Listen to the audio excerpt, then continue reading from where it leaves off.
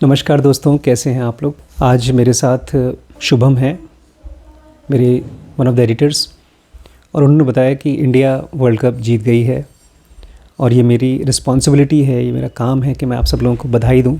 तो आप सबको ढेर सारी शुभकामनाएं। एक्चुअली मैं कोई क्रिकेट कोई गेम नहीं देखता, मैं खेलता भी नहीं हूँ। बचपन से ही बहुत ज़्यादा मैंने फ़िज़िकल एक्टिविटी नहीं की, मैं मन के अंदर ही जिया हूँ। और मुझे लगता है ये मेरे लिए सही था, क्योंकि अगर आप मेरे साथ जेनोगा के कोर्सेज़ में हैं तो आपको ये समझ में आ जाएगा कि इनहेरेंटली हम सब के सब मन है जिसके पास शरीर है। लेकिन आज मैं बात करना चाहता हूँ वाबी साबी के बारे में। ये एक जापानीज़ शब्द है जिसमें ये माना जाता है कि जब आप कुछ काम करना चाहते हैं तो परफेक्ट हो ही नहीं सकता, कभी भी परफेक्ट नहीं हो सकता। इसलिए परफेक्शन को खोजने की कोशिश न करें। हाँ, एक स्टैंडर्ड बना लीजिए कि इतना अच्छा मैं करूँगा। जब मैं चंदन में जॉब करता था as a doctor, as a radiologist, अब तो मैंने छोड़ दिया है, अब हमारा अपना खुद का प्रैक्टिस चलता है। और बहुत से बच्चों को मैं इंग्लिश सिखाया करता था, अल्ट्रासाउंड की रिपोर्ट पढ़ना सिखाया करता था, क्योंकि अपने आप में मैं देखता हूँ हर एक पेशेंट अपनी रिपोर्ट को समझना चाहता है, अपनी सेहत को जानना चाहता है। तो मैं समझाने की कोशिश करता था। बहुत से बच्चे सीख पाते थे, बहुत से नहीं सीख पाते थे। लेकिन वो बच्चे सबसे ज़्यादा सीख पाए जो ये मानते थे कि हम इम्परफेक्ट हैं और जितना भी हम सीख सकते हैं उतना ही बहुत अच्छा। ये मैंने सीखा था जेनोगा से, जहाँ उन्होंने कहा कि आप अपने साथ 2 जहरीले एक्टिविटीज़ मत करिए। ये उम्मीद मत करिए कि आपकी ग्रोथ बहुत फास्ट हो जाएगी, और ये भी एक्सपेक्ट मत करिए कि आप बहुत अच्छा कर लेंगे दूसरों से या अपने से ही। जो आपका एक स्टैंडर्ड है, वो स्टैंडर्ड बहुत ज़्यादा हाई किया तो आप उसको अचीव ही नहीं कर पाएंगे, बहुत लो किया तो आपको मोटिवेशन नहीं मिलेगा। तो एक बेसिक स्टैंडर्ड बनाइए कि मुझे इस क्वालिटी का काम करना है, और फिर उसको इम्प्रोवाइज़ करते रहिए, इम्प्रोवाइज़ करते रहिए। यही है सीक्रेट अपने टैलेंट को खोजने का, अपने पैशन को खोजने का, जो कि हमने इस वीडियो में और इस पूरी सीरीज़ में कवर किया है, जिसका नाम है द हिडन टैलेंट। ये पूरी की पूरी सीरीज़ आपको dkbrains.com पे सॉलिड मनी रूल्स के पार्ट में मिल जाएगा। जी हाँ, मैंने इसको सॉलिड मनी रूल्स में ही डाला है, बिकॉज़ इसके ज़रिए आप अपनी फाइनेंशियल पोजीशन भी बहुत अच्छी कर सकते हैं। तो अगर आपको ये पूरी सीरीज़ देखनी है तो dkbrains.com पे सॉलिड मनी रूल्स देख सकते हैं। ठीक है, आइए शुरू करते हैं। नमस्कार दोस्तों, स्वागत है आपका इस सीरीज़ में जिसको हम कहते हैं हिडन टैलेंट। हिडन टैलेंट, कैसे आप अपना छुपा हुआ हुनर खोज पाएँ। ऑलमोस्ट 10 साल लग जाते हैं, कम से कम 10 साल लगते हैं, लेकिन तब जब हम रोज़ अपने टैलेंट को खोजने की कोशिश करते हैं। और टैलेंट खाली वो नहीं होता जिसके ज़रिए हम पैसा कमाते हैं। टैलेंट वो होता है जिसको करते करते हम अपने आप को भूल जाते हैं, उसमें हम और बेहतर होना चाहते हैं, और जो भी एफ़र्ट डालते हैं वो एफ़र्ट हमको फ्रस्ट्रेशन नहीं लगती। उसके कर्म का फल जो भी हो, जिस समय हम उस काम में इन्वॉल्व होते हैं, अच्छा लगता है। और सक्सेस चाहे छोटी हो, चाहे बड़ी हो, चाहे बहुत बड़ी हो, वो अच्छी लगती है, लेकिन वो आती है बाई प्रोडक्ट की तरह। और हमने अभी जो चैप्टर पढ़ रहे हैं उसका नाम है द इम्परफेक्शनिस्ट्स। द इम्परफेक्शनिस्ट्स। और ये मुझे कृष्णमूर्ति से एहसास हुआ था जो आज हम लोग पढ़ने वाले हैं। मेरे अंदर में भी वो चीज़ थी, बहुत टाइम तक थी, और जब मैं स्पिरिचुअल रास्ते पे आया तब वो ढीली हो गई। परफेक्शनिस्ट होने की जो इच्छा होती है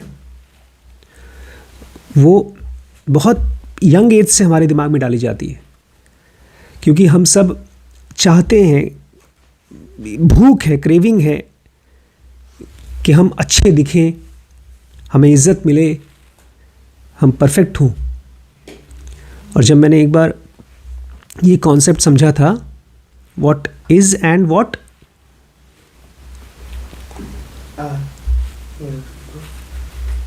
क्या चीज़ था? कृष्णमूर्ति बोलते हैं व्हाट इज एंड व्हाट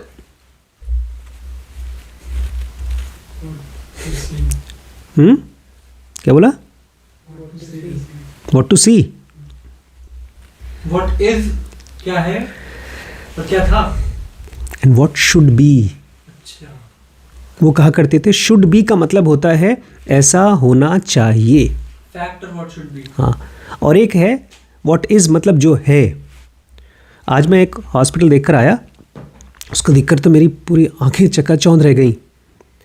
जिस डॉक्टर के हॉस्पिटल में गया, हस्बैंड वाइफ दोनों डॉक्टर, लेकिन दोनों BAMS, MBBS नहीं।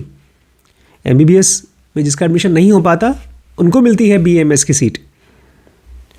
और उन दोनों डॉक्टर्स ने लखीमपुर में शायद जो टॉप 10 बिगेस्ट हॉस्पिटल होंगे उसमें वो उनका हॉस्पिटल हो चुका है। और अभी भी ब्लड बैंक खोला, तो जितना बड़ा हमारा सेंटर है, जितना हमारा रेवेन्यू है, उससे 10 टाइम्स रेवेन्यू होगा उनका। सिर्फ ब्लड बैंक का? नहीं, पूरा हॉस्पिटल का। और क्वालिफिकेशन क्या है? BAMS। और टाइम कितना लिया? पिछले 3 साल में, 4 साल में, जितने टाइम में हम ये अपने रिपी स्कैन को यहाँ तक पहुँचा पाए हैं। उनका तो हॉस्पिटल है ना। बिल्कुल सही बात है, उनका हॉस्पिटल है, लेकिन इससे कोई फ़र्क नहीं पड़ता। मुझे फ्रस्ट्रेशन बिल्कुल होगा। तो उसको जब देखा तो मेरे दिमाग में यही आया कि अगर रिम्पी एक बहुत डेस्परेट MBBS डॉक्टर होती तो मुझे देखती और घूरती, बोलती ये तुमने किया ज़िंदगी में?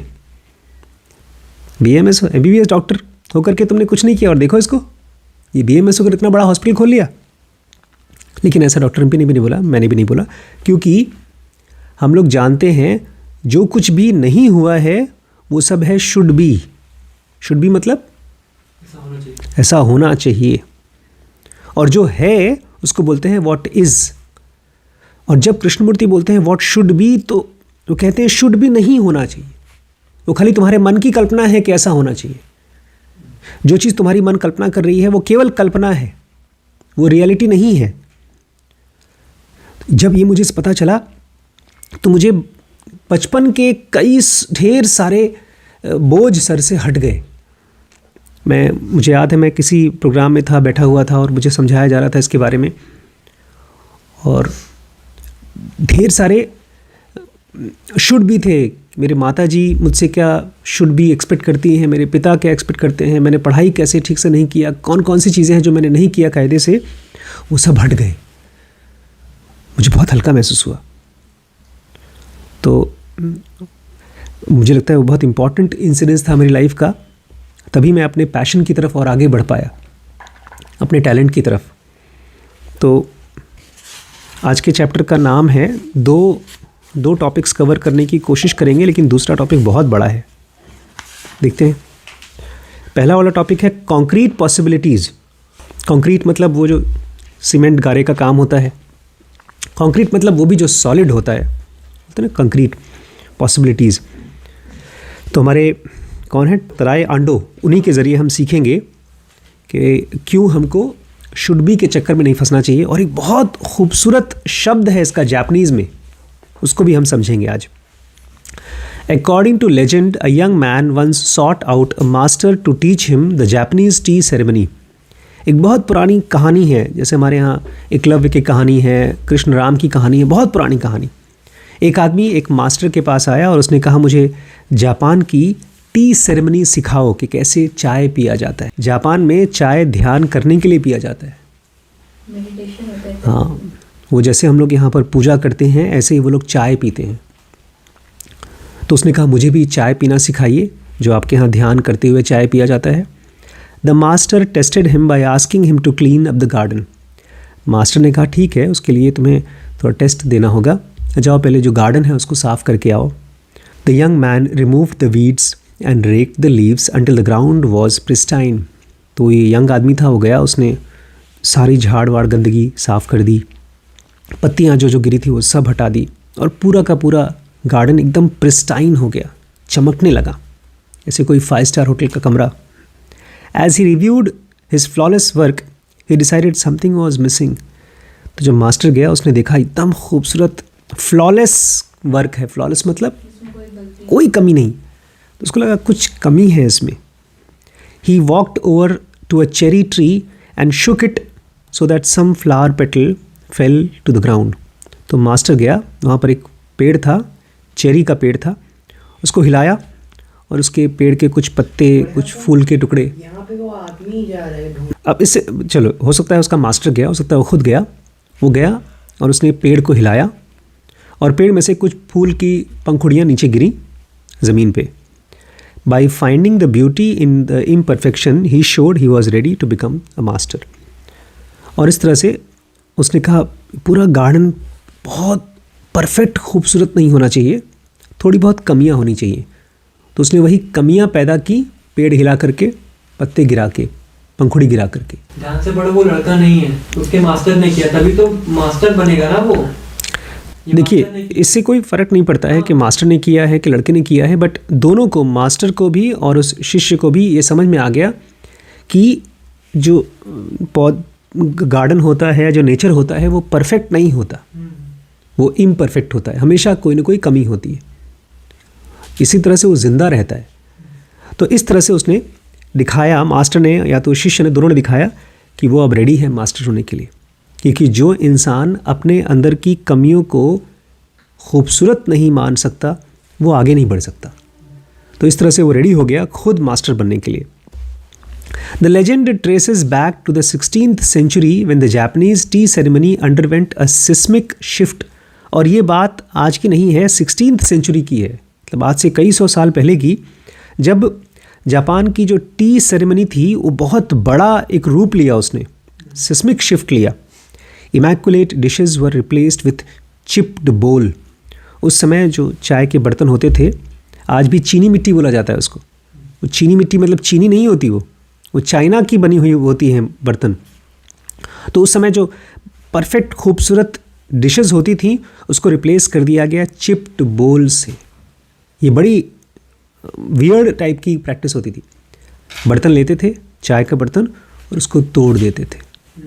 तोड़ने के बाद सारे पीसेस को फिर से जोड़ा जाता था और फिर हर एक बर्तन दूसरे से यूनिक होता था। क्योंकि दुकान से लेंगे, 4 कप हैं, चारों कप एक जैसे दिखाई देते हैं, लेकिन जब आप चारों कपों को तोड़ेंगे तो चारों अलग अलग तरीके से टूटेंगे, सबकी अपनी अलग व्यक्तित्व होगी। उसके बाद उनको जोड़ा जाता है। People drank from the pottery that was worn and withered. और लोगों ने, जो जापानीज़ लोग थे, उन्होंने उन पॉटरी से पीना शुरू किया जो टूटे होते थे और विदर्ड होते थे, पुराने होते थे। They called this practice वाबी Sabi. इस प्रैक्टिस को वो बोलते थे वाबी साबी, कि जो परफेक्ट है वो खाली एक आपकी मन की कल्पना है। जो रियलिटी है, जो ट्रूथ है, जो ईश्वर है, उसका रूप एक तरह से इम्परफेक्ट है। तो वाबी साबी वो शब्द है जो आज आपको समझना चाहिए कि आपकी लाइफ जैसी भी है वो इम्परफेक्ट है और उसमें वो खूबसूरती है। हमारी प्रॉब्लम ये है कि हम उसको एक्सेप्ट नहीं करते। Wabi sabi is the art of honouring the beauty in the imperfection. Wabi sabi को अगर मैं हिंदी में बोलूँ तो उसको बोलूँगा अधूरा सुंदर है, जो इनकम्प्लीट है वो भी सुंदर है। तो वाबी साबी एक तरह की कला है जिसमें आप इम्परफेक्शन में, अधूरेपन में भी खूबसूरती देख पाते हैं। It's not about creating intentional imperfection, it's about accepting the flaws are inevitable. ये नहीं, ऐसा नहीं है कि आप ज़बरदस्ती कुछ चीज़ आधा अधूरा करते हो, आप काम कर रहे हो तो जानबूझ के ख़राब करो, ऐसा नहीं है। हर एक काम में कुछ ना कुछ कमी होती है, उसी को एक्सेप्ट करना। एक्सेप्ट करना मतलब उसको ये प्रभु का प्रसाद मानना कि भगवान ने अगर ये चीज़ मेरे लिए बनाया है तो ऐसे ही होना चाहिए, और ये मानना कि ये इनएविटेबल है, ऐसा ही होना चाहिए। And recognising that they don't stop something from becoming Sublime. और ये भी पहचानना कि अगर कोई चीज़ परफेक्ट नहीं है, आधा अधूरा है, तो वो सबलाइम ना हो, ऐसा नहीं होता। सबलाइम मतलब खूबसूरत। कृष्णमूर्ति कहा करते थे कि खूबसूरती का सोर्स कहाँ है पता है आप लोगों को? खूबसूरती का सोर्स बाहर नहीं है। जब भी आप किसी बहुत अच्छे से खूबसूरत पहाड़ के चोटी पे चले जाओ, या घर में बैठे आप किसी फिल्म को देख रहे हो, या किसी ने बहुत अच्छा गाना गा दिया, या कोई इंसान लाइफ में कुछ कर लेता है और हम उसको देखते हैं और हमको बड़ा अच्छा लगता है, तो जो अच्छा लगना है, खूबसूरती है, वो बाहर नहीं है, वो अंदर है, जो बाहर की वजह से हमको दिखती है खूबसूरती। तो अगर कोई चीज़ आधी अधूरी है तो ज़रूरी नहीं है कि वो खूबसूरत नहीं है। हम यही मानते हैं कि जब कोई चीज़ परफेक्ट होगा तभी खूबसूरत होगा और तभी हम उसको पसंद करेंगे, तभी प्यार करेंगे। और 90% पेरेंट्स यही मानते हैं कि हमारे बच्चे को या तो डॉक्टर, इंजीनियर, IAS, PCS, बड़ा बिजनेसमैन बनना चाहिए, तभी हम उसको पूरी तरह से एक्सेप्ट करेंगे, प्यार करेंगे। जापानीज़ पेरेंटिंग होगी तो बोलेंगे नहीं, जैसा भी बच्चा है हम उसको, मतलब वाबी साबी पेरेंटिंग, उसमें कमियां हैं, अधूरा है, फिर भी मैं उससे प्यार करूँगा। देखिए, इस कहानी में एक कमी है। उसने बहुत खूबसूरत पौधा बना दिया था, गार्डन बना दिया था, जा कर के उसने पेड़ हिलाया और इंटेंशनल कमी की। यही कह रहे हैं कि वो खाली बताना चाहता था कि जब कमी होती है तो वो भी खूबसूरत होता है। एक ज्ञान की घटना थी उस समय की। लेकिन आप अपनी ज़िंदगी में ऐसा मत करिए कि आपने बहुत अच्छा काम किया है, अल्ट्रासाउंड किया, या आपने एडिटिंग की, या आपने HR का काम किया, 10 लोगों के साथ में आपने डील किया और एक को जानबूझ के ख़राब तरीके से ट्रीट किया, एक रिपोर्ट ख़राब कर दी। इंटेंशनल कमी नहीं करनी है, जानबूझ के कोई गलती नहीं करनी है, लेकिन जो कुछ गलतियां होती हैं उसको भगवान के प्रसाद की तरह एक्सेप्ट करना है। That's been a dominant theme in Tadao Ando's architecture and his life. और ये चीज़ हमारे तदाओ आंदो, जिसने ढेर सारी बिल्डिंग्स बनाई हैं, खूबसूरत बिल्डिंग, और जिसकी 2 लाख बिल्डिंगों में से 30 बिल्डिंग थी जो बिल्कुल नहीं टूटी, उसकी लाइफ का यही थीम था। He is an इम्परफेक्शनिस्ट। आप उसको ये नहीं कह सकते कि वो परफेक्शनिस्ट है, जो कुछ भी करता है परफेक्ट करता है। हालांकि जब उसकी बिल्डिंगों को देखेंगे तो आपको लगेगा यार इतना खूबसूरत, तो ऑलमोस्ट परफेक्ट है, ऐसा आपको लगेगा। लेकिन वो खुद कहता है कि मैं इम्परफेक्शनिस्ट हूँ, मैं पूरी तरह से परफेक्ट काम नहीं कर पाता हूँ। He is selective about what he decides to do well. अब उसको पता है कि मैं सब कुछ परफेक्ट नहीं कर सकता हूँ, इसलिए वो जब भी कोई काम करता है तो वो सेलेक्ट करता है कि कौन कौन सी चीज़ को मैं अच्छा से और अच्छा कर सकता हूँ, और क्या चीज़ मैं नहीं कर सकता हूँ अच्छा, तो उसको छोड़ दूँ। If you ask Ando about his school days, he will tell you his academic performance was inadequate. अगर आप आंडो से मिलें और उससे पूछें कि आपके स्कूल में आप कैसा करते थे पढ़ाई लिखाई, तो बोलता है मैं बहुत बेकार था। He was perfectly willing to accept imperfect stores. इसलिए आज उसको बिल्कुल भी ख़राब नहीं लगता कि मेरे स्कूल में नंबर ख़राब आते थे, उसके लिए ओके है, कोई दिक्कत नहीं है। Despite his passion for subject, he didn't even excel in the architecture class he took in his high school. उसको ये सब्जेक्ट पसंद था आर्किटेक्चर, फिर भी वो इस सब्जेक्ट में एक्सेल नहीं कर पाया, बहुत अच्छे नंबर नहीं पा पाया। Even if he had been able to afford the tuitions, his grades weren't good enough to get into architectural school. अगर उसके पास पैसे थे और जाकर ट्यूशन ले सकता था, फिर भी उसके ग्रेड्स इतने अच्छे नहीं थे कि आर्किटेक्चरल स्कूल में उसका एडमिशन हो पाता। He became a professional boxer. इसलिए इससे पहले कि वो आर्किटेक्ट बनता, वो बना एक प्रोफेशनल बॉक्सर, बॉक्सिंग करने चला गया। Endorse comfort with imperfection solidified further in the boxing ring. और एंडो का जो कंफर्ट था आधे अधूरे चीज़ के लिए, वो और मजबूत हो गया जब वो बॉक्सिंग रिंग में गया। In a fight there was no such thing as flawless performance. अब जब आप लड़ाई कर रहे हैं, बॉक्सिंग कर रहे हैं, तो वहाँ पर कोई भी चीज़ फ्लॉलेस परफॉर्मेंस नाम की नहीं होती। ऐसा नहीं हो सकता कि आप कोई कमी हो ही ना जब आप बॉक्सिंग कर रहे हैं। जितनी बार भी आपको घूंसा पड़ेगा, सामने वाला मारेगा, उतनी बार आपकी तो कमी है, तो गलतियां तो होंगी ही उसमें। हर एक हिट आपके लिए गलती है। If he wanted to win he couldn't get stuck in the weeds, hide from his weaknesses and avoid challenges. अगर उसको जीतना था बॉक्सिंग में तो ऐसा नहीं कर सकता था कि बगल में चुपचाप छुपा रहे, अपनी कमियों के साथ अंदर दुबका रहे और जो भी चैलेंज है, जो मुश्किलें हैं, उसको फेस ही ना करे। There was no need to beat himself up. खाली जो कुछ भी वहाँ हो रहा है उसके लिए खुद को गाली देने की ज़रूरत नहीं है। His opponents would do plenty of beating.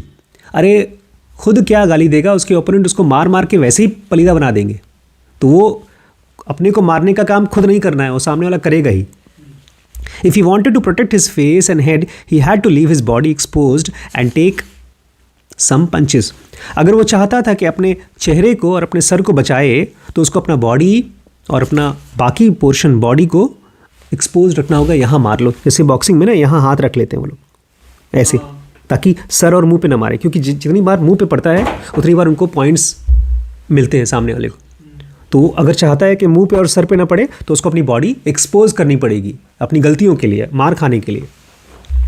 In boxing you risk moving into danger in order to fully take the advantage of your skills and eventually win the match.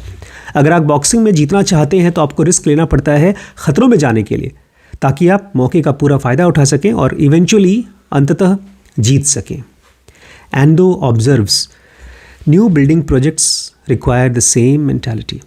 Endo ने देखा कि जो नई नई बिल्डिंगें बनाते हैं, हर एक बिल्डिंग को ऐसा ही मेंटालिटी चाहिए कि रिस्क लो और तब जा कर के आप जीतोगे. Taking that extra step forward into the unknown is vital. जो अननोन है, जहाँ आप जानते नहीं हैं, वहाँ जाना, एक एक्स्ट्रा स्टेप लेना, ये है. थोड़ा सा मैं यहाँ पर रोक करके बताऊँ. मैंने डॉक्टर साहब से पूछा आपने कितना खर्चा किया इस ब्लड बैंक को खोलने में. तो बिल्डिंग बनी ऑलमोस्ट 4 फ्लोर की. 2nd और 3rd फ्लोर ऑपरेशन थिएटर और वार्ड हैं. 1st फ्लोर और ग्राउंड फ्लोर बना ब्लड बैंक. कमाई बहुत नहीं. खर्चा हुआ उस बिल्डिंग को बनाने में तकरीबन 80-82 लाख की ज़मीन, 1 करोड़ का कंस्ट्रक्शन और 50 लाख का मशीनें ब्लड बैंक की. तकरीबन 2 करोड़ से भी ज़्यादा, 2.5 करोड़ के करीब. ये रिस्क है. और इसमें कमाई क्या होगी? ब्लड आप बेच नहीं सकते. जब आपको किसी को ब्लड चाहिए तो एक ब्लड लेकर आए, डोनेट करे और बदले में वो वापस लेके जाए. तो उसमें आप इस लेना और देने के प्रोसेस में 1400 रुपये चार्ज कर सकते, 1500 रुपये. तो आधा खर्चा हो जाएगा, आधा बचेगा. तो 2.5 करोड़ लगा करके खाली 700 रुपये कमाएंगे? नहीं. मैंने पूछा इसमें कमाई कैसे होगी आपकी? तो बोलते हैं बहुत से ऐसे पेशेंट होते हैं, सीरियस पेशेंट, एक्सीडेंट वाले, जो ब्लड ना होने की वजह से हम लोग रेफ़र कर देते हैं लखनऊ. क्योंकि पेशेंट जो सबसे ज़्यादा मरते हैं एक्सीडेंट में, वो ब्लड लॉस से मरते हैं. तो वो हम चाहते हैं कि हमारे पेशेंट ना मरे. तो जो पेशेंट्स आते हैं, हाँ, उनके यहाँ 50 बेड का हॉस्पिटल है, ICU बनाया है, NICU बनाया है. तो एक तरह से ये इनडायरेक्ट रिस्क है, डायरेक्ट रिस्क नहीं है. उनकी इन पेशेंट बढ़ेगी, ऑपरेशंस बढ़ेंगे. तो एक रिस्क लिया उन्होंने. अननोन रिस्क इसलिए लिया क्योंकि उनको अभी तक इसका एक्सपीरियंस है नहीं. हो सकता है प्रॉफिट हो सकता है ना हो. तो ऐसे ही टड़ाव कहते हैं कि जब भी आप कहीं नए बिल्डिंग में कुछ नया करते हो तो आप अननोन रिस्क लेते हो, जो कि बहुत ज़रूरी है, जैसे कि बॉक्सिंग में लिया जाता है. After 2 years endo quit boxing. 2 साल बाद एंडो ने बॉक्सिंग छोड़ दिया. He started teaching himself architecture and होन्ड his vision. उसने आर्किटेक्चर सीखना शुरू कर दिया और अपने विजन को और पैना करना शुरू किया और तीखा कि मुझे खूबसूरत बिल्डिंग बनानी है, परफेक्ट बिल्डिंग बनानी है, अच्छी बिल्डिंग बनानी है. He would strive not for perfection but for perfectly acceptable. अभी बड़ी ख़ास चीज़ है, क्योंकि ये हर आदमी सोचता नहीं है. जो लोग बहुत अच्छा काम कर पाते हैं वही सोचते हैं, जिनका काम सब लोग अप्रिशिएट करते हैं. मैंने एक बार इंटरव्यू में देखा था, राजीव हिरानी को 3 इडियट मूवी बनाई थी जो सुपरहिट हुई थी. 300-400 करोड़ रुपए कमाए उसने. एक तरह से परफेक्ट फिल्म है. लेकिन जब उनसे पूछा गया तो बोलते हैं जब मैंने पहली बार प्रीमियर हो रही थी, सब देखने आ रहे थे, मुझे डर लग रहा था कि फिल्म चलेगी कि नहीं चलेगी. पूछा गया क्यों, इतनी अच्छी फिल्म तो है. बोलते हैं जब आप कोई फिल्म बनाते हो तो उस फिल्म में जितने भी जोक्स, चुटकुले वगैरह होते हैं, इतनी बार आप बोल लेते हो कि आपको तो हंसी आती नहीं अपने चुटकुलों पे. फिर उनको लग रहा था पता नहीं लोग हंसे कि नहीं हंसेंगे. आज बेचारी गरिमा बता रही थी, इसने कॉलेज में स्पीच दिया और अंत में एक छोटा सा चुटकुला सुनाया, कोई हंसा ही नहीं. वहाँ क्रिकेट्स थे, कोई हंसा नहीं. तो आपको अपने आप से पूछना होगा, परफेक्ट नहीं, परफेक्टली एक्सेप्टेबल, कि आप अच्छा बनाने की कोशिश करें, अच्छा बनाने की कोशिश करें और आपको लग रहा है कि नहीं अच्छा है, नहीं अच्छा है, नहीं अच्छा है. लेकिन आप अपने आप से पूछिए, परफेक्ट तो नहीं हो सकता, लेकिन क्या एक्सेप्टेबल है. कितना आप करें कि आपको लगे कि मेरे हिसाब से ये इतने को मैं अच्छा मान लूँगा। He chose to build walls out of concrete. ये सबसे नया चीज़ किया इसने। उसने चूज़ किया कि मैं जो दीवारें बनाऊँगा कंक्रीट से बनाऊँगा, मतलब सीमेंट से, गारे से। A material his peers avoided due to aesthetic limitations. ये मटीरियल उस समय उसके जो पीयर्स थे, उसके साथ वाले थे, वो नहीं यूज़ करते थे क्योंकि वो देखने में बहुत खूबसूरत नहीं लगता था, क्योंकि सीमेंट में बहुत रफनेस होती है, उसमें दीवार पे क्रैक्स दिखाई देते हैं।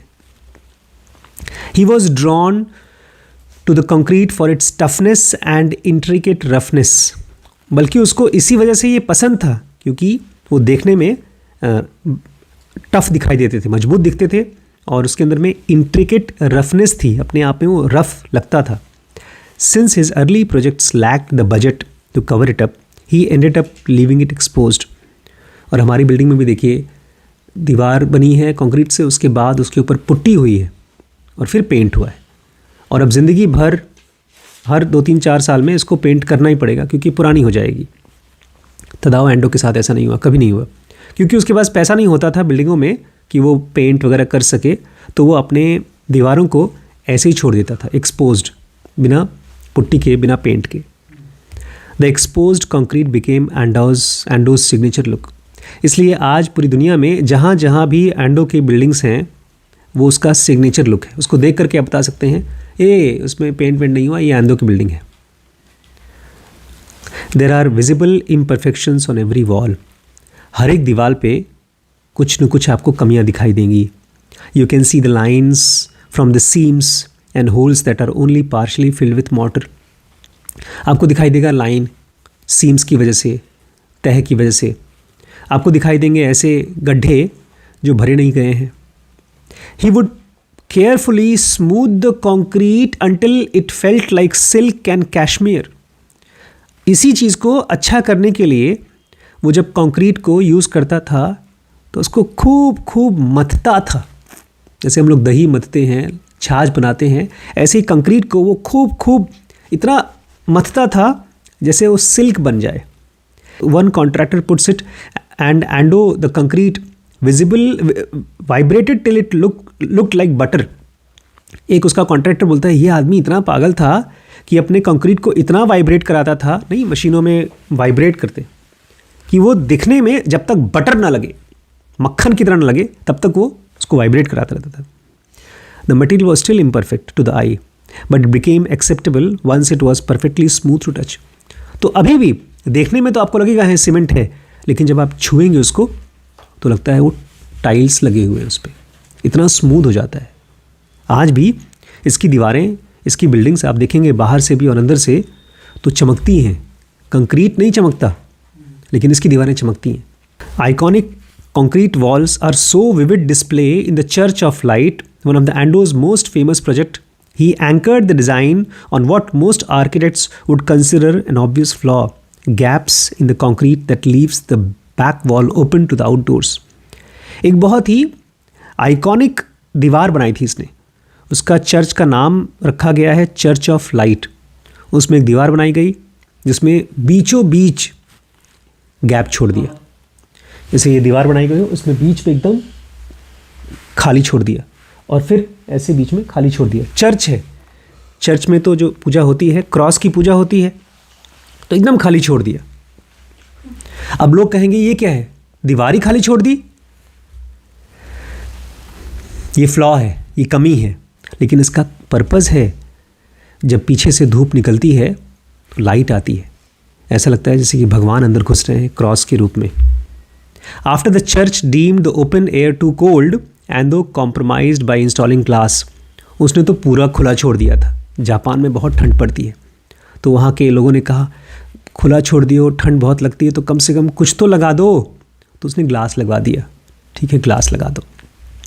He still hopes to remove it one day, joking that every time he visits, priests beg, no glass removal please. अभी भी उसको लगता है मेरी बिल्डिंग में ग्लास नहीं लगना चाहिए, बाहर की दुनिया अंदर आनी चाहिए। तो चर्च के बेचारे जो प्रीस्ट वगैरह होते बोलते हैं ठंड के मारे हम मर जाएंगे। आपको याद है ना इसका मेन डिज़ाइन क्या है? इसको खूबसूरती चाहिए, इसको लॉन्गेविटी चाहिए कि बहुत दिन तक चले, लेकिन उसको फंक्शन नहीं चाहिए। मतलब काम की लगे बिल्डिंग चाहे ना हो, लेकिन यही इसका स्टाइल है। एनीवेज, इसमें चर्च में उसने शीशे लगवा दिए ताकि ठंड ना हो। Wabi sabi is a character skill. ये जो वाबी साबी है ना, ये कैरेक्टर स्किल है, ये आपके एक चरित्र का स्किल है। आपको अपना चरित्र बनाना पड़ता है। आज मैं बड़ा मुझे बड़ा हंसी आई। कल हमारा जो एम्प्लॉई था वो आज तक जितनी बार भी मुझसे मिला बहुत ही प्यार से अच्छे से मिला, कभी उसने कोई कमी नहीं की। लेकिन आज जब मैंने उसको देखा दूसरी जगह उसने ज्वाइन कर लिया, वो छुप के भाग गया। तो ये एक तरह का उसके कैरेक्टर पर कमी है, क्योंकि डर अपने आप में बहुत स्ट्रॉन्ग कैरेक्टर नहीं है। जब भी आप लाइफ में कहीं आगे बढ़ेंगे ना, तो आप चाहेंगे कि आप डरें ना। कल मैं धीरूभाई मानी का एक वीडियो, मैं उसकी आवाज़ सुनना चाहता था धीरूभाई मानी की, कि आखिर वो कैसे बात करता था लोगों से, वो सेंसिटिव स्किल था, कहीं मिला नहीं। लेकिन एक आदमी ने, बहुत बड़ी कंपनी का मालिक है, उसने बताया कि उसके शुरुआत के दिन थे, उसको बैंक से लोन चाहिए था।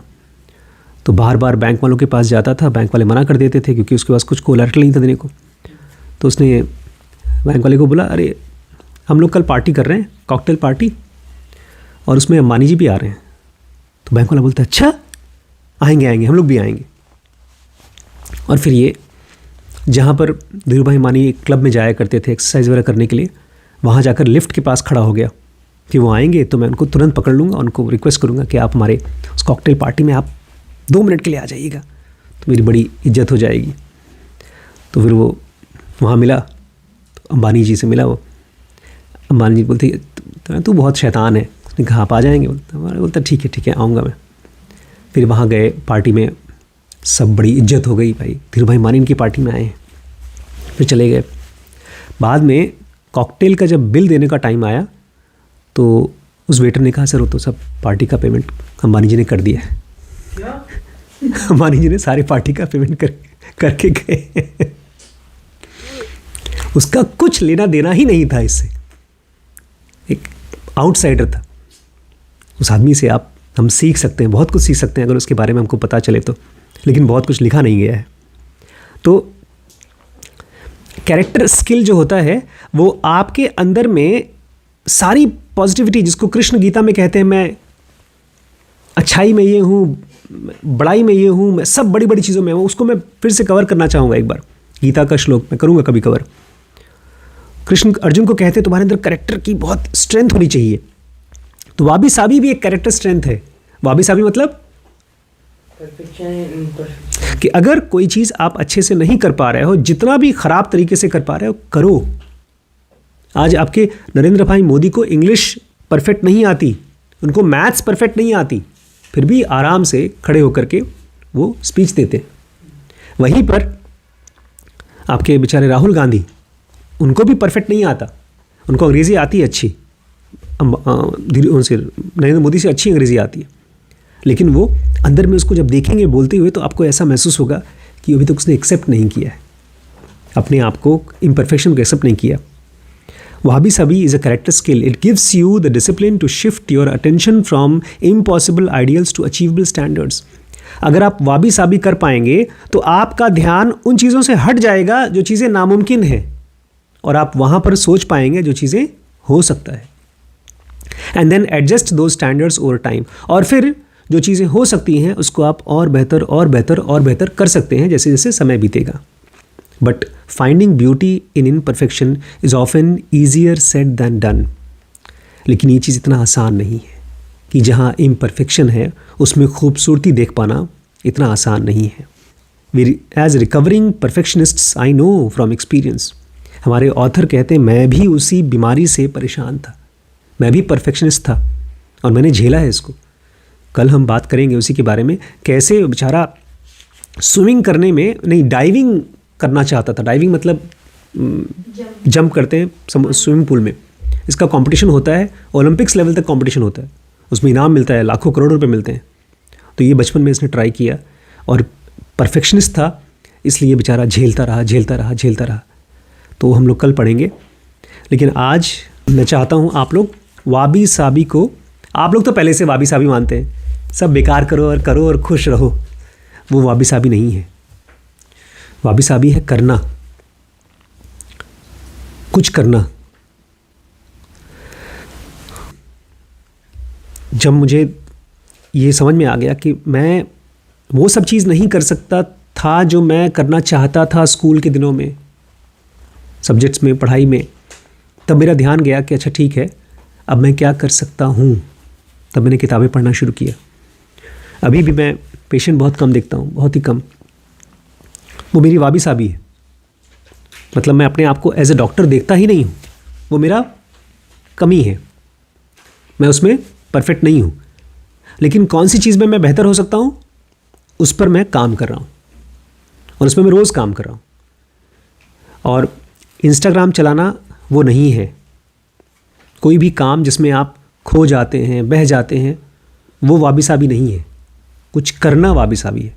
खोजना अपने अंदर का टैलेंट। आपको रोज़ पूछना पड़ेगा अपने आप से कि मैं कौन सी चीज़ में बेहतर हूँ, कैसे मैं और बेहतर हो सकता हूँ, कौन सी चीज़ मेरी वाबी साबी है। इम्परफेक्ट हूँ लेकिन मैं उसमें और बेहतर होना चाहता हूँ। यही इम्पॉर्टेंट चीज़ है। हम लोग कभी शुरू ही नहीं करेंगे, कभी पूछेंगे नहीं कि यार क्या है मेरा टैलेंट। कृष्णमूर्ति बोलते थे, अगर कोई उनसे पूछता था ना बच्चा कि मैं ज़िंदगी में मेरे पिता, एक बार किसी बच्चे ने पूछा था कि नहीं, कृष्णमूर्ति ने पूछा उनसे, स्कूल में बच्चे थे, उन्हीं का स्कूल था, कि तुम क्या बनोगे बड़े होकर। तो बोलता है मैं इंजीनियर बनूंगा या बैंकर बनूंगा। तो बोलते हैं अच्छा क्यों। बोलते हैं पैसा कमाना है। बोलते हैं क्यों पैसा कमाओगे। अरे बोलते हैं अमीर बनना है। बोलते हैं तुम्हें पसंद है पैसा कमाना। बोलते नहीं पसंद नहीं, लेकिन ज़िंदगी के लिए तो करना पड़ेगा। तो टीचरों को बोलते हैं तुम लोगों ने अच्छा सिखा पढ़ा दिया इन लोगों को, तुम लोग अपना कुछ ऐसा खोजो जो तुम्हें पसंद हो करना। वो बोलते थे। तो पसंद का मतलब ये नहीं कि आपको एंजॉय कर रहे हैं, आप उसमें मज़ा कर रहे हैं, मज़ा नहीं होता। पसंद का मतलब होता है कि उसमें आप स्ट्रगल करना चाहते हैं और रोज़ करते हैं स्ट्रगल, थोड़ा थोड़ा। वाबी साबी मतलब उसमें आप इम्परफेक्ट हैं, आपको पता है, लेकिन आप और ट्राई करना चाहते हैं, ट्राई करते रहना चाहते हैं। कॉन्क्रीट पॉसिबिलिटीज़ आज की टॉपिक था।